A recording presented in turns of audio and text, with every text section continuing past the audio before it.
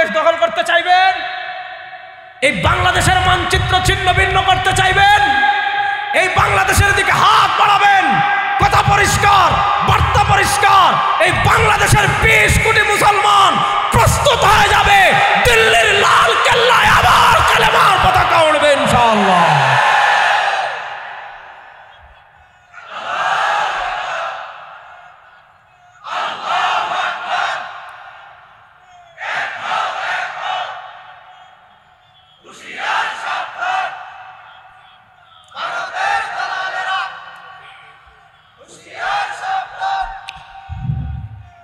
কত জঘন্য তারা চিন্তা করেন, কত জঘন্য এদের মানসিকতা চিন্তা করেন। যাদের দেশে দুনিয়ার সবচেয়ে বেশি সাম্প্রদায়িক দাঙ্গা হয়, আপনি যদি কলকাতা থেকে দিল্লিতে যেতে চান ট্রেনে, আপনি দুর্গন্ধে যেতে পারবেন না, কারণ এরা একদম খোলা জায়গায় ট্রেনের দুই পাশে হাগু করে, মানে এত অসভ্য তারা এখনো। অর্থাৎ পায়খানা করতে হলে যে টয়লেট লাগবে এটা তারা প্রয়োজন অনুভব করে না। তাও পায়খানা করবি বেটা একদম মরুভূমিতে গিয়ে কর, হাওড়ে গিয়ে কর, নদীর পাড়ে কর, যাতে কেউ না দেখে। আপনি দেখবেন কলকাতা থেকে যে রেললাইন গেছে দিল্লিতে, দুই পাশে এত দুর্গন্ধ। অর্থাৎ যারা এখনো গরুর পেশাব খায়, গরুর গোবর খায়, রেল লাইনের পাশে হাগু করে, আর বেটা যারা গরুর গোশত খায়, গরুর হাড্ডি চুরমার করে খেয়ে ফেলে, সেই মুসলমানদের দেশের দিকে হাত দেওয়ার সাহস করিস? যে হাত উঠবে বাংলাদেশের দিকে, পরিষ্কার কথা, সেই হাত ভেঙ্গে চুরমার করে দেওয়া হবে ইনশাআল্লাহ। এখন আর হাসিনার বাংলাদেশ না, এখন মুসলমানদের বাংলাদেশ, এখন ইসলামের বাংলাদেশ ইনশাআল্লাহ। হিসাব কিতাব খেলা সব শেষ হয়ে গিয়েছে, সব বাংলাদেশের খেলা শেষ হয়ে গিয়েছে, সব তন্ত্রমন্ত্রের খেলা শেষ হয়ে গিয়েছে। এবার ভারতের আধিপত্যবাদের মোকাবেলা করার জন্য বাংলাদেশ হবে ইসলামের বাংলাদেশ, বাংলাদেশ হবে লা ইলাহা ইল্লাল্লাহর বাংলাদেশ।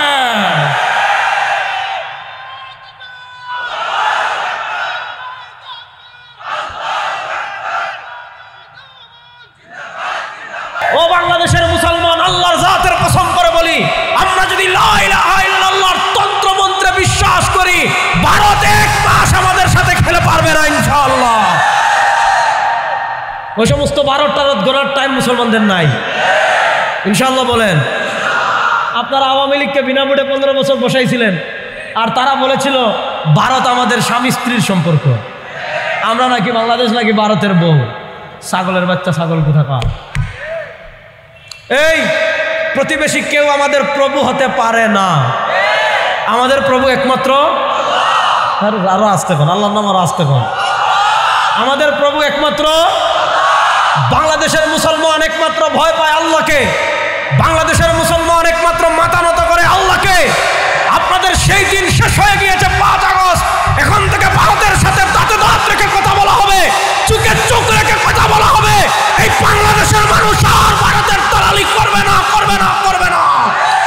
যারা ভারতের দালালি এই দেশে বসে করবেন, শেখ হাসিনা যেমন ভারতে পালিয়ে গিয়েছে, ভারতের দালালদের জায়গায় এই দেশে হবে না, হবে না, হবে না ইনশাআল্লাহ।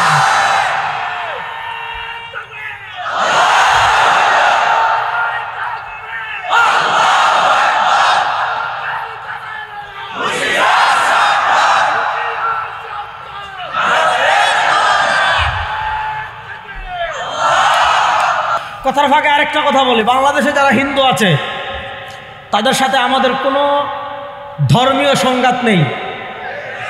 তারা তাদের ধর্ম তাদের মতো পালন করবে। আমরা বাংলাদেশের ইতিহাসে 52 বছর যে মুরব্বীরা পাকিস্তান আমল থেকে স্বাধীনতা যুদ্ধ দেখেছেন, আচ্ছা বলেন 52 বছরে আপনারা বাংলাদেশে কখনো ধর্মীয় সংঘাত দেখেছেন? কখনো ধর্মীয় সাম্প্রদায়িক দাঙ্গা দেখেছেন? আরে সাম্প্রদায়িক দাঙ্গা এই দেশে কেমনে হবে? 5 আগস্ট যখন ফ্যাসিস্ট আওয়ামী লীগের পতন হয়েছে, এদেশের মুসলমানরাই হিন্দুদের মন্দির পাহারা দিয়েছে। কেন দিয়েছে? আমরা ওই সিচুয়েশনের জন্যই দিয়েছি। আমরা জানি পতিত ফ্যাসিস্ট আওয়ামী লীগ হিন্দুদের বেশে ফিরে এসে মন্দিরে আক্রমণ করে তারা কি করতে পারে, সাম্প্রদায়িক দাঙ্গা তৈরি করতে পারে। আমাদের যতগুলো ইসলামিক সংগঠন আছে, ইসলামী আন্দোলনের কথা বলেন, হেফাজতে ইসলামের কথা বলেন, বাংলাদেশ খেলাফত মজলিসের কথা বলেন, খেলাফত মজলিসের কথা বলেন, জমিয়তে উলামা ইসলামের কথা বলেন, জামাতে ইসলামের কথা বলেন, আমাদের সব ইসলামী সংগঠন কি করেছে? মন্দির পাহারা আমরা এজন্য দিয়েছি যাতে সাম্প্রদায়িক দাঙ্গা তৈরি না হয়। এদেশের সাধারণ হিন্দুরা তাদের ধর্ম 100 পালন করবে, আমাদের কোনো বাধা নাই। আমাদের কোনো নিষেধ নাই, কিন্তু কথা পরিষ্কার, বার্তা পরিষ্কার, মেসেজ পরিষ্কার। যদি হিজবুত তাহরীরকে এই দেশে উগ্রবাদিতার কারণে নিষিদ্ধ করা হয়, যদি জিএমবিকে এই দেশে উগ্রবাদিতার কারণে নিষিদ্ধ করা হয়, যদি অন্যান্য জঙ্গি সংগঠনকে আপনারা উগ্রবাদীদের কারণে নিষিদ্ধ করেন, ইসকনকে বাংলাদেশে আর 1 মাস থাকতে দেব না, আগামী 1 মাসের ভিতর নিষিদ্ধ করতে হবে। কথা বলা বুঝেন? ইসকন আমাদের হাতের ময়লা, বুঝেন? ইসকন আমাদের হাতের। আচ্ছা, আমাদের সময় আছে এখনো, সমস্যা নেই, ওটা তো আগে হয়ে যাচ্ছে, ওনারা একটু আগে পড়ে, সমস্যা নাই, আগে পড়ো। শুনেন, আমাদের ভিতর দ্বন্দ্ব আছে, দ্বন্দ্ব থাকবে। হ্যাঁ বুঝছি, জানি তো আমি, সমস্যা নেই, বুঝি। আজকে আর এই বিষয়ে কথা বলবো না ইনশাআল্লাহ, এগুলা বহুত ওয়াজ করছি, সামনে প্রয়োজন হলে আরো করবো ইনশাআল্লাহ। তো আমি যেই কথা আপনাদেরকে বলতে চাচ্ছি মনোযোগ দিয়ে বুঝেন। ওনারা একটু আগে নামাজ পড়ুক, আমরা একটু পরে পড়বো, সমস্যা নাই, নামাজই তো পড়তেছে, সমস্যা নাই। মাসালা যেটা বলতেছি এটা ভালো করে বুঝেন। আপনারা সাধারণ হিন্দুদের সাথে আমাদের কোনো দূরত্ব নাই, সাধারণ হিন্দুদের সাথে আমাদের কোনো ইখতিলাফ নাই। সাধারণ ইখতিলাফ নাই বলতে মানে দাঙ্গা নাই, ধর্মীয় ইখতিলাফ তো 100 আছে। কিন্তু এই হিন্দু উগ্রবাদী সন্ত্রাসী যারা ইসকনের দালালি করে এই দেশে গেরুয়া পতাকা উড়াচ্ছেন, আপনারা আমাদের হাতের ময়লাও না। হাতের ময়লা সাফ করতে 1 ঘন্টা লাগে, বাংলাদেশ ইসকন মুক্ত করতে আমাদের আধা ঘন্টাও লাগবে না। কিন্তু আমরা বাংলাদেশের দেশপ্রেমিক সাধারণ মুসলমান, আমরা কখনো আইন নিজেদের হাতে তুলে নেই না। আমরা কখনো আইন নিজেদের হাতে তুলে নেই। এই বাংলাদেশে আপনারা গত 50-52 বছর দেখেছেন, সবাই যার যার ধর্ম পালন করেছে। হিন্দুরা তাদের পূজা করছে, খ্রিস্টানরা তাদের ক্রিসমাস ডে পালন করছে, বৌদ্ধরা তাদের বৌদ্ধ পূর্ণিমা পালন করছে, ইহুদিরা তাদের ধর্ম তাদের মতো পালন করছে। কোনো মুসলমান কখনো তাদের বাধা দেয় নাই, কোনো মুসলমান কখনো তাদের আক্রমণ করে নাই, কোনো মুসলমান কখনো তাদের বাধা দেয় নাই। সবাই যার যার ধর্ম যার যার মতো পালন করছে। আমরা ঈদ পালন করছি, আমরা কুরবানি করছি, আমরা জুমা পড়ছি, আমরা ওয়াজ মাহফিল করছি। কোনো সাম্প্রদায়িক সম্প্রীতি দাঙ্গা এই দেশে নাই। এই দেশে সাম্প্রদায়িক সম্প্রীতি কতটুকু এইটা বুঝতে হলে আপনি আমাদের উম্মুল মাদারিস আল জামিয়াতুল ইসলামিয়া মাইনুল ইসলাম হাটহাজারীতে যান। বাংলাদেশের সবচেয়ে বড় ইসলামের ক্যান্টনমেন্টের একটা হলো হাটহাজারী মাদ্রাসা। সেই হাটহাজারী মাদ্রাসার মসজিদের পাশেই দেখবেন একটা বিশাল মন্দির আছে, একদম হাটহাজারী মাদ্রাসার মসজিদের মিনার আর হিন্দুদের মন্দিরের যে তাদের যে মিনারা আছে, দুইটা পাশাপাশি। আপনারা 52 বছরের বাংলাদেশ দেখেন, হাটহাজারী মাদ্রাসা থেকে হাটহাজারীর মন্দিরে একটা পাথর কেউ নিক্ষেপ করেছে এমন কোনো উদাহরণ নাই। কিন্তু আমরা গত কয়েকদিন অত্যন্ত দুঃখজনকভাবে দেখছি, ফ্যাসিস্ট আওয়ামী লীগ পতনের 1 মাস আগে, 1.5-2 মাস আগে সম্ভবত, আপনারা দেখেছেন ফরিদপুরের মধুখালীতে আমার 2 জন মুসলমান শ্রমিককে অত্যন্ত নির্মমভাবে এই উগ্র ইসকনের হিন্দু সন্ত্রাসীরা উগ্রভাবে উগ্র হিন্দুরা আমার 2 জন মুসলমান আপন সহোদর আপন ভাই, দরিদ্র মায়ের 2 ছেলে মাত্র ছিল, তাদেরকে 6 ঘন্টা বেঁধে রেখে, হাত পা মুখ বেঁধে রেখে 6 ঘন্টা তাদেরকে পিটিয়ে এই 2 মুসলমানকে তারা শহীদ করেছিল। আমরা প্রতিবাদ করেছিলাম। রাষ্ট্র আমাদেরকে বলেছে ধর্মীয় দাঙ্গা লাগানো যাবে না, ধর্মীয় সম্প্রীতি রক্ষা করেন। আমরা এদেশের মানুষকে ধর্মীয় সম্প্রীতি রক্ষা করার অনুরোধ করেছিলাম। রাষ্ট্রের কথা মেনে আমরা মুসলমানকে শান্ত করেছি। ধর্মীয় দাঙ্গা এদেশে লাগাইতে দেয় নাই, এদেশে লাগবেও না ইনশাআল্লাহ। কিছুদিন আগে আপনারা কি করলো, উগ্র ইসকনের সন্ত্রাসীরা তাদের একজন দেশদ্রোহী, তাদের চিন্ময়, সে কি করেছে, বাংলাদেশের পতাকার উপর ওই গেরুয়া পতাকা উড়িয়েছে রাষ্ট্রদ্রোহী অপরাধ করার কারণে। এছাড়া এদেশের স্বাধীনতা এবং মানচিত্র বিরোধী নানা ষড়যন্ত্র ভারত থেকে করেছে, এটার সে সহযোগিতা ছিল। গোয়েন্দা মারফত প্রমাণ পেয়ে এদেশের আইন, এদেশের বিচার ব্যবস্থা তাকে কি করেছে, গ্রেফতার করেছে। আমরা কি দেখেছি, আমরা দেখেছি যে তাকে গ্রেফতার করার পর ওই উগ্র ইসকনের সদস্যরা আমার ভাই আলিফকে চট্টগ্রামের, আপনারা দেখেছেন চট্টগ্রামের আদালতে অত্যন্ত নৃশংসভাবে জবাই করে হত্যা করেছে।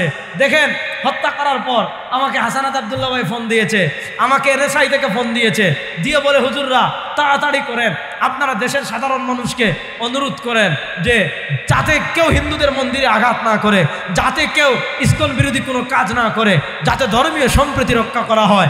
আমরা মানুষদেরকে বলেছি এদেশে একটা হিন্দুদের মন্দিরে একটা ইটের টুকরা পড়েনি। কিন্তু কথা হলো আপনারা বিপদে পড়লে আমাদেরকে সাম্প্রদায়িক সম্প্রীতি রক্ষা করার কথা বলবেন। আমরা 92% মুসলমানদেরকে সাম্প্রদায়িক সম্প্রীতির কথা বলে তাদেরকে শান্ত করলাম, আর কিছুদিন পর পর উগ্র ইস্কনেরা আমাদের ভাইকে পিটিয়ে মারবে, আমাদের ভাইকে জবাই করবে। ওই ধরনের ধর্মীয় সম্প্রীতির কথা বলে বাংলাদেশে যারা আবার উগ্র ইস্কনকে প্রতিষ্ঠা করতে চাইবেন, শেখ হাসিনা যেমন ভারতে পালিয়েছে, ইস্কনের দালালদের এই বাংলাদেশে আর জায়গা হবে না, হবে না, হবে না।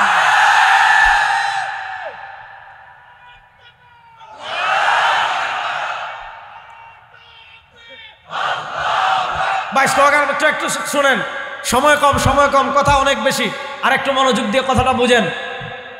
ধর্মীয় সম্প্রীতি আপন জায়গায়। আজকে পৃথিবীর একটা আজীব কারিশমা দেখেন, পৃথিবীর সবচেয়ে বেশি সাম্প্রদায়িক দাঙ্গা যে রাষ্ট্রে হয়, সেই রাষ্ট্র হলো যারা গরুর মুত খায় আর গরুর গোবর খায়, ভারত। আপনি চিন্তা করেন, পৃথিবীতে এত সাম্প্রদায়িক দাঙ্গা কোনো রাষ্ট্র হয় না। আপনি দেখেন এই 4-5 দিন আগেও 5 জন মুসলমানকে তারা শহীদ করেছে। আপনারা গত পরশু দেখেছেন তাদের এক উগ্র হিন্দু কি করেছে, মামলা করেছে হাইকোর্টে। আজমির শরীফ নাকি তাদের কোন মন্দির ছিল, এটা ভেঙ্গে মুঘল বা তার আগে যারা ছিল মুসলিম শাসক, এরা নাকি আজমির শরীফ খাজা মাইনুদ্দিন চিশতি রহিমাল্লাহর মাজার নির্মাণ করেছে। আপনি দেখেছেন যত মুসলিম স্থাপত্য আছে সেগুলো নিয়ে তারা ষড়যন্ত্র করেছে। আর আপনি ভারতের দিকে থাকান, গুজরাটে সাম্প্রদায়িক দাঙ্গা সৃষ্টি করে কসাই নরেন্দ্র মোদী হাজার হাজার মুসলমানকে হত্যা করেছে। আপনি আসামে মুসলমানদের হত্যা করেছে, কাশ্মীরে মুসলমানদের হত্যা করা হয়েছে, দিল্লিতে মুসলমানদের হত্যা করা হয়েছে, মাদ্রাজে মুসলমানদের হত্যা করা হয়েছে, হায়দ্রাবাদে মুসলমানদের হত্যা করা হয়েছে। এরপরে আপনি দেখেন সিকিমে মুসলমানদের হত্যা করা হয়েছে। পৃথিবীর সবচেয়ে বেশি সাম্প্রদায়িক দাঙ্গা যেই রাষ্ট্রে তৈরি করা হয়, পৃথিবীর সবচেয়ে বেশি সাম্প্রদায়িক দাঙ্গা যেই দেশে হয়, যেই দেশের মানুষগুলোর মাথার একটাও মগজ নাই, যাদের এই উগ্র হিন্দু যেগুলা ইস্কনের দালালি করে, এই যেগুলা গরুর মুত খায় আর গরুর গোবর খায়, সারা বছর তারা সাম্প্রদায়িক দাঙ্গা তৈরি করে তাদের দেশে রাখে, হাজার হাজার মুসলমানকে তারা হত্যা করে। এমন বহু ইতিহাস আপনি ভারতের দেখেছেন। একজন মুসলমান, তার ঘরে ফ্রিজে গরুর গোশত পাওয়া গেছে, তার ফ্রিজে গরুর গোশত থাকার কারণে তাকে বেঁধে বের করে আপনারা দেখেছেন পাথর মেরে মেরে মেরে মেরে মেরে মেরে তাকে হত্যা করা হয়েছে। কুরবানি করার কারণে মুসলমানদেরকে হত্যা করা হয়েছে, আল্লাহর কথা বলার কারণে মুসলমানদের হত্যা করা হয়েছে। পৃথিবীতে এমন কোনো নজির আপনি পাবেন না যে মসজিদ ভেঙে মন্দির বানানো হয়েছে। আমরা ভারতে দেখেছি মুসলমানদের ঐতিহ্যবাহী বাবরি মসজিদকে শহীদ করে তারা রাম মন্দির সেখানে বানিয়েছে। আরো বিভিন্ন মসজিদ তারা ভেঙে দিচ্ছে, বিভিন্ন মাদ্রাসা ভেঙে দিচ্ছে। যেই রাষ্ট্রেতে, যেই দেশে পৃথিবীর সবচেয়ে বেশি সাম্প্রদায়িক দাঙ্গা হয়, সেই দেশ আজকে এক চিন্ময় যে আপনার রাষ্ট্রবিরোধী কাজ করার কারণে যাকে গ্রেফতার করা হয়েছে, তার পক্ষ নিয়ে আমার দেশ দখলের তারা হুমকি দেয়। আমরাও বলি বাপের বেটা হইলে আয় আয়, ব্রাহ্মণবাড়িয়া লাগবে না ইনশাআল্লাহ, ব্রাহ্মণবাড়িয়া আসার আগেই খেলা শেষ হয়ে যাবে ইনশাআল্লাহ। ভয় দেখায়। আপনারা দেখেছেন পৃথিবীতে এমন নজিরবিহীন ঘটনা কোথাও নাই। ভারত কত কিছু করে মুসলমানদের বিরুদ্ধে। আপনারা দেখেছেন কাশ্মীরের মুসলমানদের অবস্থা, গুজরাটের মুসলমানদের অবস্থা, দিল্লির মুসলমানদের অবস্থা। কিন্তু ওই গোমূত্রখোর যারা গরুর মুত খায়, তারা জানে না আল মুসলিমুনা কাজাসাদিন ওয়াহিদ। সারা দুনিয়ার মুসলমান এক শরীরের ন্যায়। ফিলিস্তিনে মুসলমান মার খেলে আমরা কষ্ট পাই, আফগানিস্তানে মুসলমান মার খেলে আমরা কষ্ট পাই, সিরিয়ায় মুসলমান মার খেলে আমরা কষ্ট পাই, ইরাকে মুসলমান মার খেলে আমরা কষ্ট পাই। ঠিক তেমনি ভাবে ভারতে যারা মুসলমান আছে তারাও আমাদের ভাই, গুজরাটে যারা মুসলমান আছে তারাও আমাদের ভাই, দিল্লিতে যারা মুসলমান আছে তারাও আমাদের ভাই, আপনার মাদ্রাজে যারা আছে তারাও আমাদের ভাই, হায়দ্রাবাদে যারা আছে তারাও আমাদের ভাই। একটা জিনিস খেয়াল করেন, আল্লাহ নবী সাল্লাল্লাহু আলাইহি ওয়াসাল্লাম মক্কা ছেড়ে মদিনায় গিয়েছিলেন হিজরত করে। মক্কা থেকে মদিনায় যাওয়ার পর, মনোযোগ, কথাটা বুঝবেন পয়েন্টটা। আল্লাহ নবী সাল্লাল্লাহু আলাইহি ওয়াসাল্লাম মক্কা থেকে হিজরত করে মদিনায় গিয়েছেন। মদিনায় যাওয়ার পর আলাদা রাষ্ট্র পেয়েছেন, আলাদা ভূমি পেয়েছেন, আলাদা স্বাধীনতা পেয়েছেন। কিন্তু দুর্বল যে সকল মুসলমান মক্কায় ছিল, আল্লাহ নবী সাল্লাল্লাহু আলাইহি ওয়াসাল্লাম তাদের কথা ভুলে যান নাই। আল্লাহ নবী সাল্লাল্লাহু আলাইহি ওয়াসাল্লাম তাদের চিন্তা চেতনা বাদ দেন নাই। আল্লাহ নবী সাল্লাল্লাহু আলাইহি ওয়াসাল্লাম তাদেরকে নিয়ে তাদের চিন্তা করা, তাদেরকে স্বাধীন করা, তাদের সাথে এক হওয়া, এই চিন্তা আল্লাহ নবী সাল্লাল্লাহু আলাইহি ওয়াসাল্লাম বাদ দেন নাই। ঠিক তেমনিভাবে 47-এ আমরা আলাদা হয়ে গিয়েছি, বাংলাদেশ আলাদা হয়েছে, ইন্ডিয়া আলাদা হয়েছে, কিন্তু ভালো করে মনে রাখবেন, ভারতে আমার যত মজলুম মুসলমান আছে তাদের কথা কিন্তু আমরা এখনো ভুলে যাই নাই। খুব মনোযোগ দিয়ে একটা কথা বুঝেন। আপনারা আমাদের একটু ইতিহাস বলি, তারপর মূল কথা বলে শেষ করব। মনোযোগ। ইংরেজ এসেছিল ইস্ট ইন্ডিয়া কোম্পানির নামে। এই ভারত উপমহাদেশে ইস্ট ইন্ডিয়া কোম্পানির নামে ইংরেজ এসেছিল। তাদের মধ্যে কিছু গাদ্দার তৈরি করেছে মুসলমানদের মধ্যে। ভারত উপমহাদেশে কিছু গাদ্দার তৈরি করে, কিছু দালাল তৈরি করে 1803 সালে সর্বশেষ মুঘল সম্রাট ছিলেন বাহাদুর শাহ। সর্বশেষ মুঘল সম্রাট বাহাদুর শাহ থেকে তারা কি করলো? ক্ষমতা ছিনিয়ে নিল 1803 সালে। 1803 সালের আগে দীর্ঘ 700 বছর আমরা মুঘল সাম্রাজ্যের কথা জানি, আমরা লুদি বংশের কথা জানি, আমরা গজনবী বংশের কথা জানি, ঘোর বংশের কথা জানি। দীর্ঘ 700 থেকে 750 বছর বাংলাদেশ, ভারত, পাকিস্তান যখন এক রাষ্ট্র ছিল, 700 বছর এই রাষ্ট্র ক্ষমতায় ছিল মুসলমান। এই রাষ্ট্রের নেতৃত্ব দিয়েছে মুসলমান। এই রাষ্ট্র উন্নতি করেছে মুসলমান। এই রাষ্ট্র ধনী করেছে মুসলমান। এই রাষ্ট্র সাজিয়েছে মুসলমান। এই রাষ্ট্রের সব কিছু করেছে মুসলমান। আপনি বাংলাদেশের কথা বলেন, ভারতের কথা বলেন, পাকিস্তানের কথা বলেন, এই যে 3 রাষ্ট্র আছে, এই 3 রাষ্ট্র উন্নতি করেছে মুসলমানরা। এই 3 রাষ্ট্রকে সাজিয়েছে মুসলমানরা। এই 3 রাষ্ট্রকে বহির্বিশ্ব পরিচয় করেছে মুসলমানরা। এই 3 রাষ্ট্রকে সমৃদ্ধ করেছে মুসলমানরা, অর্থনীতিতে সমৃদ্ধ করেছে মুসলমানরা। সারা পৃথিবীতে এই 3 রাষ্ট্রকে একদম শীর্ষ পর্যায়ে নিয়ে এসেছে মুসলমানরা। যা 700 বছর পরে 1803 সাল থেকে নিয়ে এই উপমহাদেশে নানা ছলে বলে কলে কৌশলে ইস্ট ইন্ডিয়া কোম্পানি, ইংরেজরা এদেশের শাসন ক্ষমতায় আসলো।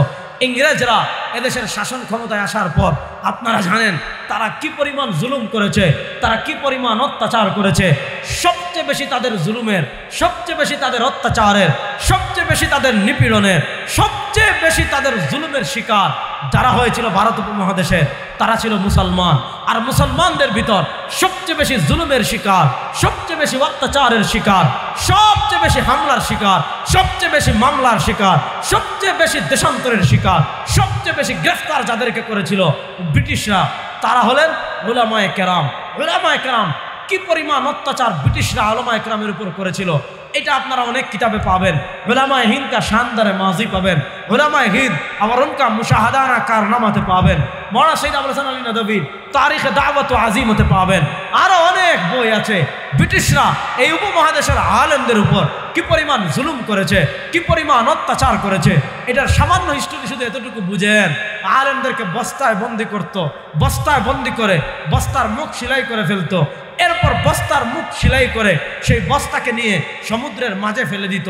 কড়াইয়ে উত্তপ্ত তেল গরম করত, সেই তেলে আলেমদের লাশ ছেড়ে দিত, হয়ে যেতেন আলেমরা গ্রিল হয়ে যেতেন। এমন এমন কষ্ট জুলুম অত্যাচার আলেমদের উপর করেছে। আপনারা জানেন দিল্লির গ্র্যান্ড ট্রাঙ্ক রুট যেটা আছে, বিশাল রুট, ওই রুট এখনো আছে। ওই দিল্লির গ্র্যান্ড ট্রাঙ্ক রুটের 2 পাশে হাইওয়েতে আপনারা দেখবেন ব্রিটিশ আমলের যত রাস্তা আছে দেখবেন সব রাস্তার পাশে পাশে পাশে পাশে বিশাল বড় বড় গাছ লাগানো, বিশাল বড় বড় গাছ লাগানো। ওই দিল্লির গ্র্যান্ড ট্রাঙ্ক রুটের 2 পাশে যত গাছ ছিল সব গাছের মাথায় এক একজন আলেমের, সব গাছের ডালে ডালে এক একজন আলেমের লাশ দিনের পর দিন ফাঁসি দিয়ে ব্রিটিশরা ঝুলিয়ে রাখত। 1 দিন যায়, 2 দিন যায়, 3 দিন যায়, রোদে লাশ শুকিয়ে যায়, আবার বৃষ্টিতে লাশ ভিজে যায়। ব্রিটিশরা লাশ নামাইতো না। কেন নামাইতো না? মুসলমান যখন গ্র্যান্ড ট্রাঙ্ক রুট দিয়ে হাঁটতো দেখতো দিনের পর দিন, রাতের পর রাত, সপ্তাহের পর সপ্তাহ, মাসের পর মাস আলেমের লাশ ঝুলে থাকে, আপনি বলবেন আপনাকে শিখাচ্ছে ব্রিটিশের বিরুদ্ধে জিহাদ করবা, এভাবে ঝুলিয়ে রাখবো, ব্রিটিশের বিরুদ্ধে ফতোয়াবাজি করবা, এভাবে ঝুলিয়ে রাখবো, ব্রিটিশের হুকুমতকে সরাতে চাইবা, এভাবে ঝুলিয়ে রাখবো, ব্রিটিশের কবল থেকে দেশকে স্বাধীন করতে চাইবা, এদেশকে এইভাবে ঝুলিয়ে রাখবো। খুব মনোযোগ দিয়ে কথা বুঝেন। ব্রিটিশরা যখন ইস্ট ইন্ডিয়া কোম্পানি দখল করে ফেললো, শাহ আব্দুল আজিজ মুহাদ্দিস দেহলভী রাহিমাহুল্লাহ, শাহ আব্দুল আজিজ মুহাদ্দিস দেহলভী রাহিমাহুল্লাহ, শাহ আব্দুল আজিজ মুহাদ্দিস দেহলভী রাহিমাহুল্লাহ প্রথম ফতোয়া দিলেন, ভারত এখন থেকে দারুল হার্ব হয়ে গিয়েছে, ভারত এখন থেকে আর মুসলমানদের আবাসভূমি না। ভারতের যত মুসলমান আছে, ভারতে কালেমা পড়ুয়া যত মুসলমান আছে, ভারতে কালেমা পড়ুয়া যত মুসলমান আছে, সবার উপর ফরজ হয়ে গিয়েছে ব্রিটিশের বিরুদ্ধে জিহাদ করা, সবার উপর ফরজে আইন হয়ে গিয়েছে ব্রিটিশের বিরুদ্ধে জিহাদ করা। যার যা কিছু আছে, যার যে অস্ত্র আছে, পুরুষ বলেন, ছেলে বলেন, মেয়ে বলেন, নারী বলেন, সবার উপর ব্রিটিশের বিরুদ্ধে জিহাদ করা ফরজ আইন হয়ে গিয়েছে। লম্বা ইতিহাস, আমি খুব সংক্ষিপ্ত করে শোনাই। 1803 সালে ব্রিটিশ ক্ষমতায় আসলো, বালাকুট হলো, নানা যুদ্ধ হলো, সর্বশেষ 1857 সালে ঐতিহাসিক সিপাহী বিপ্লব হলো। খুব মনোযোগ দিয়ে শোনেন। 1856 সালে 57 সালে সিপাহী বিপ্লব হলো। সিপাহী বিপ্লবে হিন্দুরাও ছিল কিছু, মুসলমান ছিল সংখ্যাগরিষ্ঠ, মুসলমান ছিল সংখ্যাগরিষ্ঠ, মুসলমান ছিল সংখ্যাগরিষ্ঠ। সিপাহী বিপ্লব যখন ব্যর্থ হলো, দুনিয়ার নিজাম হলো, দুনিয়ার নিজাম হলো। আপনি দেখেছেন, মনোযোগ আমার দিকে তাকান। দুনিয়ার নিজাম হলো, জালেম যদি জুলুম করে টিকে যায় তাহলে তার জুলুমের মাত্রা বেড়ে যায়। আপনি দেখেছেন আওয়ামী লীগ 2013 সালে যখন বিনা ভোটে ক্ষমতায় গেল, টিকে গেল, জুলুম বেড়ে গিয়েছে। 18 সালে দিনের ভোট রাতে করে ক্ষমতায় গিয়ে যখন টিকে গিয়েছে, তাদের জুলুম বেড়ে গিয়েছে। ঠিক তেমনিভাবে সিপাহী বিপ্লবে হাজী ইমদাদুল্লাহ মুহাজির মক্কি ছিলেন, সিপাহী বিপ্লবে কাসিম নানতবী রাহিমাহুল্লাহ ছিলেন, সিপাহী বিপ্লবে আপনার হুজ্জাতুল ইসলাম কাসিম নানতবী ছিলেন, ফকিহুন নফস রশিদ আহমদ গাঙ্গুহি ছিলেন, সাইয়্যিদুত তায়েফা হাজী ইমদাদুল্লাহ মুহাজির মক্কি রাহিমাহুল্লাহ ছিলেন। আহারে বেটা, আমাদের আকাবিররা যেমন ব্রিটিশের বিরুদ্ধে জিহাদ করেছেন, আমাদের আকাবিররা তেমন পাকিস্তান প্রতিষ্ঠার আন্দোলনের নেতৃত্ব দিয়েছেন। 1971 যান, উলামায়ে দেওবন্দের অবদান পাবেন। 1947 যান, উলামায়ে দেওবন্দের অবদান পাবেন। সিপাহী বিপ্লবে যান, উলামায়ে দেওবন্দের অবদান পাবেন। ব্রিটিশ বিরোধী আন্দোলনে যান, উলামায়ে দেওবন্দের অবদান পাবেন। সুতরাং উলামায়ে দেওবন্দ ব্রিটিশের বিরুদ্ধে জিহাদ করেছেন, পাকিস্তান প্রতিষ্ঠার আন্দোলন নেতৃত্ব দিয়েছেন। সুতরাং এই দেশের প্রকৃত মালিক আমরা, আমাদেরকে বাদ দিয়ে এই দেশের মালিকানা কেউ হতে পারে না, পারে না, পারে না। কথা মনোযোগ দিয়ে শুনেন। 1857 সালে সিপাহী বিপ্লব ব্যর্থ হলো। 1857 সালে সিপাহী বিপ্লব ব্যর্থ হওয়ার পর ব্রিটিশের অত্যাচার বেড়ে গিয়েছে, ব্রিটিশের জুলুম বেড়ে গিয়েছে। কাসিম নানতবী রাহিমাহুল্লাহর মাথার মূল্য ঘোষণা দিয়েছে, রশিদ আহমদ গাঙ্গুহির মাথার মূল্য ঘোষণা দিয়েছে, ইমদাদুল্লাহ মুহাজির মক্কির মাথার মূল্য ব্রিটিশ ঘোষণা দিয়েছে। আমাদের আকাবিরে দেওবন্দ দেখলেন, এখন তো আর মনোযোগ, এখন তো আর ব্রিটিশের বিরুদ্ধে জিহাদ করা যাবে না, এখন তো আর ব্রিটিশের সাথে সম্মুখ যুদ্ধ করার মতো শক্তি আমাদের নাই, ব্রিটিশের বিরুদ্ধে সম্মুখ যুদ্ধ করার মতো সামর্থ্য আমাদের নাই, ব্রিটিশের সাথে সম্মুখ যুদ্ধ করার মতো সৈন্য আমাদের নাই, ব্রিটিশের সাথে সম্মুখ যুদ্ধ করার মতো অস্ত্র আমাদের নাই। এখন যেহেতু সৈন্যও নাই, অস্ত্রও নাই, ক্ষমতাও নাই, জনবলও নাই, এখন আর আপাতত যেহেতু সিপাহী বিপ্লব যেহেতু ব্যর্থ হয়ে গিয়েছে, আপাতত চাইলেই মুসলমানরা ঘুরে দাঁড়াতে পারবে না। এখন কি করতে হবে? কাসিম নানতবী রাহিমাহুল্লাহ, রশিদ আহমদ গাঙ্গুহি রাহিমাহুল্লাহ, ওনারা সিদ্ধান্ত নিলেন একটা ছোট্ট প্রতিষ্ঠান করব। একটা ছোট্ট প্রতিষ্ঠান কেন করব?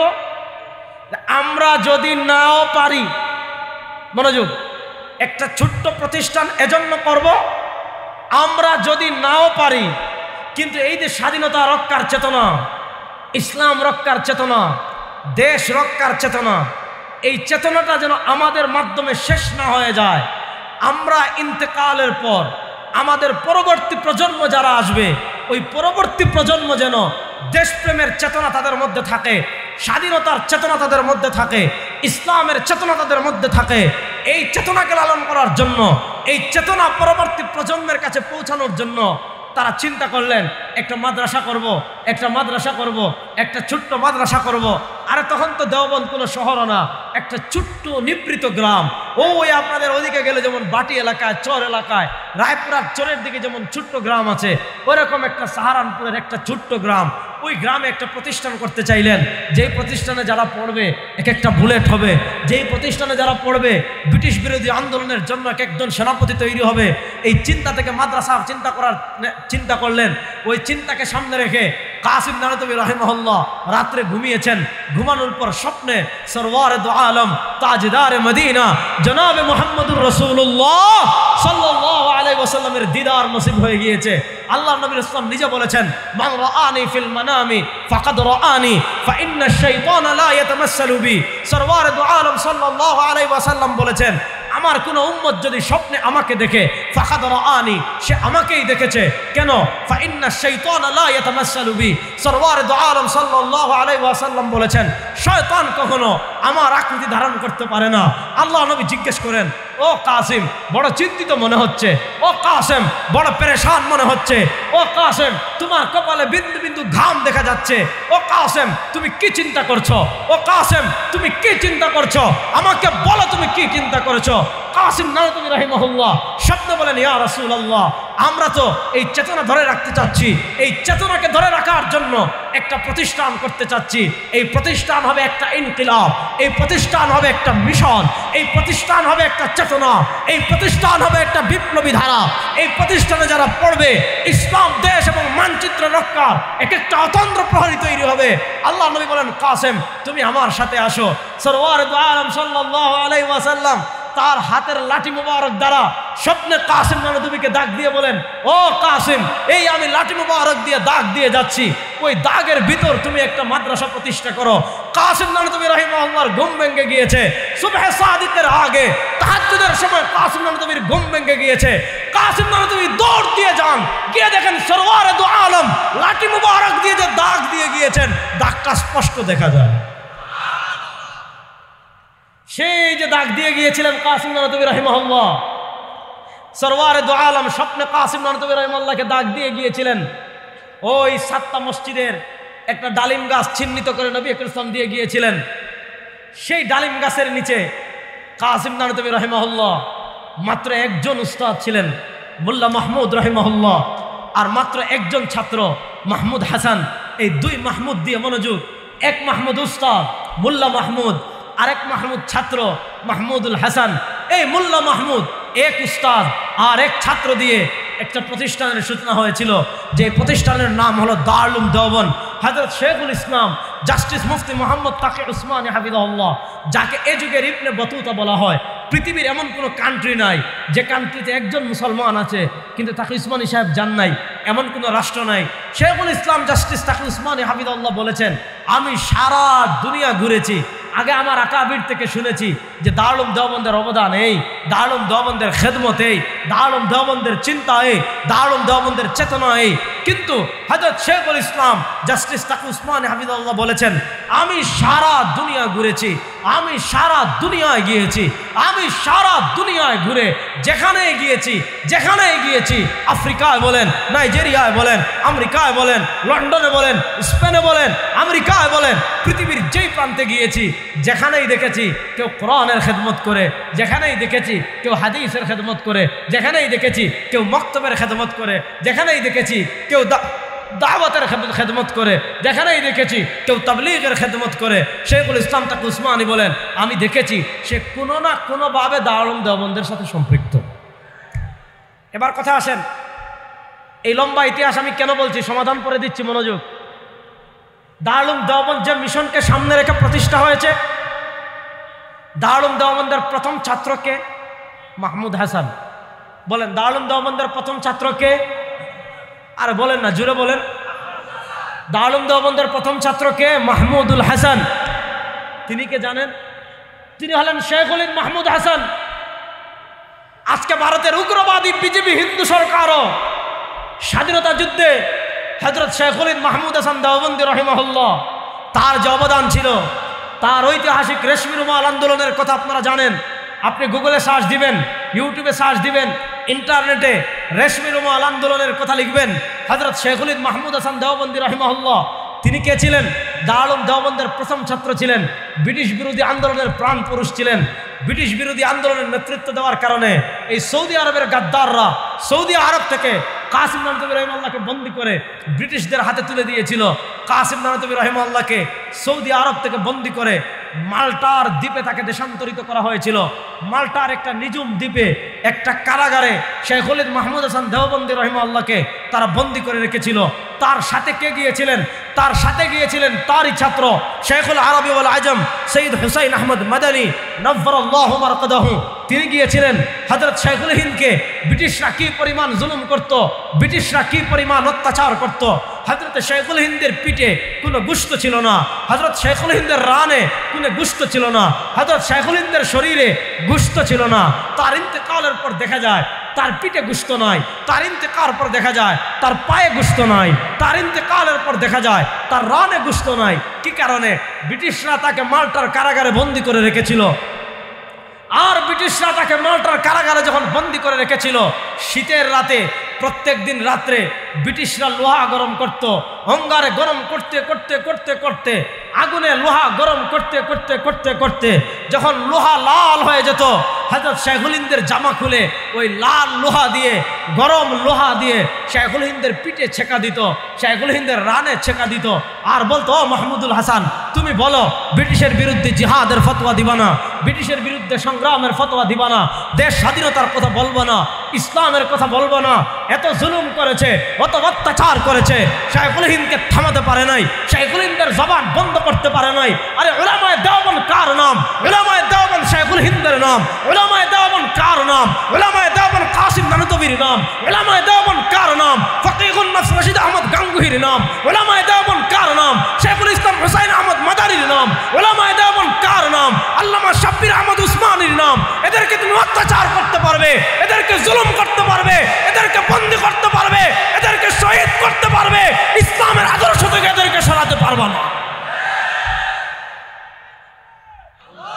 এটাই হলো উলামায়ে দেওবন্দ। হযরত শেখুল হিন্দ মাহমুদ হাসান দেওবন্দি রাহিমাহুল্লাহ, তার ছাত্র কারা জানেন? তার একজন ছাত্র ইমামুল আস আল্লামা আনোয়ার শাহ কাশ্মীরি রাহিমাহুল্লাহ, যাকে বলা হয় খাতামুল মুহাদ্দিসিন। তার মতো মুহাদ্দিস এই উপমহাদেশে আর নাই। কাশ্মীরি রাহিমাহুল্লাহ ভবিষ্যৎবাণী করে গিয়েছিলেন যে আমি জীবিত থাকি আর মারা যাই, আমাদের আকাবিরগঞ্জে ত্যাগ করে গিয়েছেন, ব্রিটিশরা এই দেশ থেকে বিদায় নিবেই নিবে। কাশ্মীরি রাহিমাহুল্লাহ ভবিষ্যৎবাণী করে গিয়েছেন। তার ইন্তেকালের পর ব্রিটিশরা ঠিকই বিদায় নিয়েছে। আপনি দেখেন হযরত শেখুল হিন্দ রাহিমাহুল্লাহর আরেকজন ছাত্রকে, তার আরেকজন ছাত্র হলেন শেখুল আরবি ওয়াল আজম সৈয়দ হুসাইন আহমদ মাদানী। তার আরেকজন ছাত্রকে হাকিমুল উম্মত আল্লামা আশরাফ আলী থানভী। তার আরেকজন ছাত্রকে শেখুল ইসলাম আল্লামা শাব্বির আহমদ উসমানী। তার আরেকজন ছাত্রকে হযরত জি ইলিয়াস। তাহলে বলেন হযরত জি ইলিয়াস উনি শেখুল হিন্দের ছাত্র। শেখুল হিন্দকে দারুল দেওবন্দের প্রথম ছাত্র, দারুল দেওবন্দের প্রথম ছাত্র শেখুল হিন্দ মাহমুদ হাসান। মাহমুদ হাসান রাহিমাহুল্লাহ উনার ছাত্র হযরত জি ইলিয়াস। তাহলে বলেন এই যে উপমহাদেশে তাবলীগের মেহনত চালু হয়েছে, এটা কি দারুল দেওবন্দ এবং উলামায়ে কেরামের না? আপনার মাথায় কি মিয়া গ্যাস্ট্রিক? আপনি কথা বুঝেন না? এবার দেখেন ব্রিটিশ বিরোধী আন্দোলনে আপনি উলামায়ে দেওবন্দের অবদান এমন। এখন দিন না রাত? রাত কয় শুনছেন? এখন দিন না রাত? জোরে বলেন না, এখন দিন না রাত? আচ্ছা কেউ যদি বলে এখন দিন, এটার দলিল দেন, তাহলে আপনি দলিল দিতে যাবেন না, তাকে 1000 টাকা পকেট থেকে বের করে দিয়ে বলবেন ভাই দলিল তো দিব না, তোমার 1000 টাকা দিছি, সোজা পাবনায় যাও, গিয়ে তোমার মাথার কি করো, চিকিৎসা করো। এখন যেমন দিন, এটার দলিল লাগে না। দিনের পর যেমন রাত, এটার দলিল লাগে না। ব্রিটিশ বিরোধী আন্দোলনে আকাবিরে দেওবন্দ যে অবদান রেখেছেন, এটার কোনো দলিল লাগে না। আজকে যারা তোমরা চেতনা ফেরি করে বেড়াও, তোমাদের ইতিহাস আমাদের জানা আছে। তোমরা যত সহি চেতনার কথা বলো আর যত ইশকে রাসূলের কথা বলো, তোদের বাপ দাদারা ছিল ব্রিটিশের 5টা গোলাম, আর আমাদের বাপ দাদারা ব্রিটিশের বিরুদ্ধে জিহাদ করেছেন, সংগ্রাম করেছেন। তোমাদের ইতিহাস আমাদের জানা আছে। ব্রিটিশ বিরোধী আন্দোলন গেল, 47-এ পাকিস্তান হলো। খুব মনোযোগ। হিন্দুরা মুসলমানদের উপর জুলুম করে, অত্যাচার করে, হিন্দুরা মুসলমানদের উপর জুলুম করে অত্যাচার করে আওয়াজ উঠলো মুসলমানদের আলাদা আবাসভূমি হবে, হিন্দুদের আলাদা আবাসভূমি হবে। দেখেন 47-এর আগে দেশ বিভক্তির আন্দোলন যখন চলছিল, সারা বাংলাদেশ ভারত পাকিস্তানের মুসলমান যারা ছিল, যারা পাকিস্তান প্রতিষ্ঠার আন্দোলন করেছে, তখন মুসলমানদের স্লোগান কি ছিল জানেন? পাকিস্তান রাষ্ট্র প্রতিষ্ঠার স্লোগান কি ছিল জানেন? পাকিস্তান কা মতলব কিয়া লা ইলাহা, বলেন না পাকিস্তান কা মতলব কিয়া লা ইলাহা।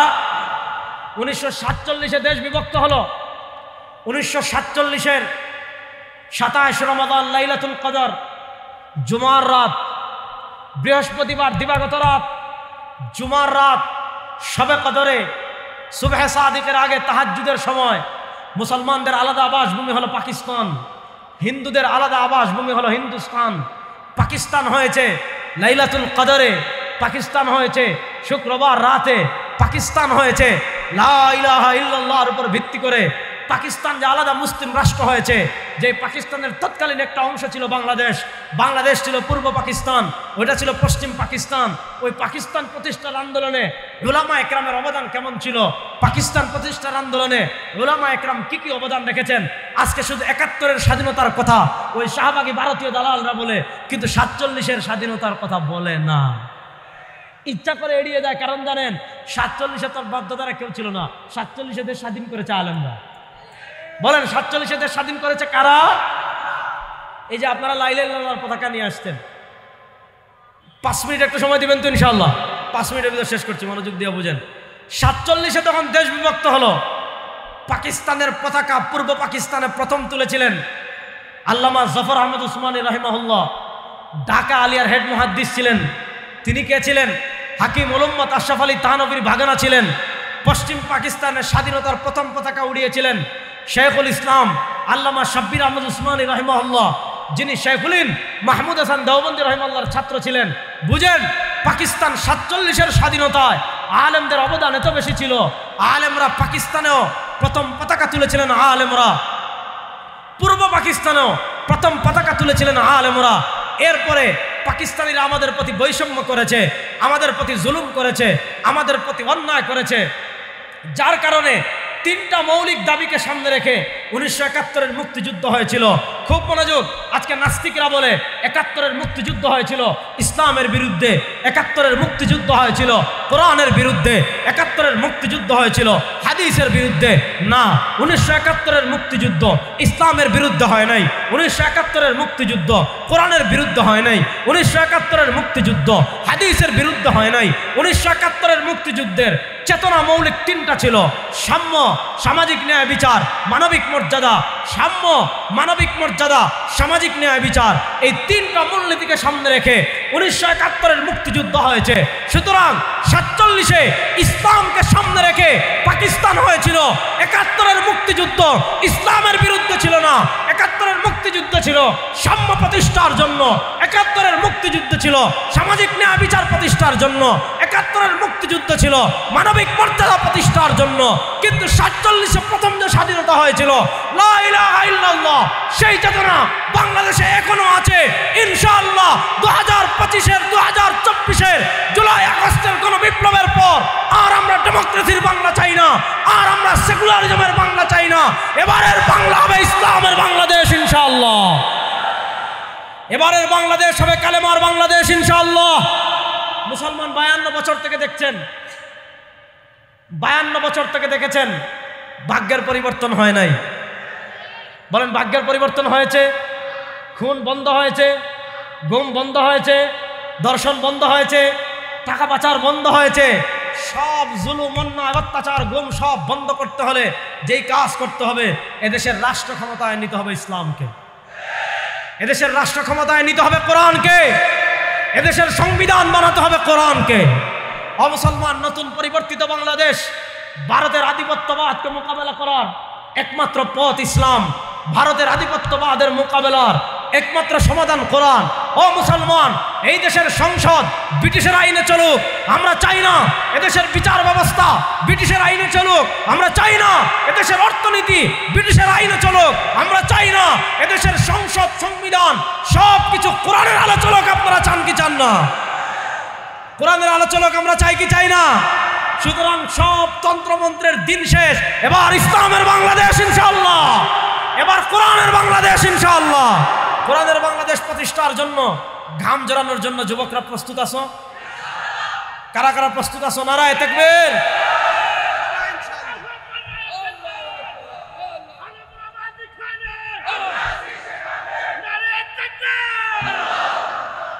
আল্লাহ কবুল করুন, আল্লাহ আমাদের সবাইকে কবুল করুন। আসসালামু আলাইকুম ওয়া রাহমাতুল্লাহ। এতক্ষণ যাবত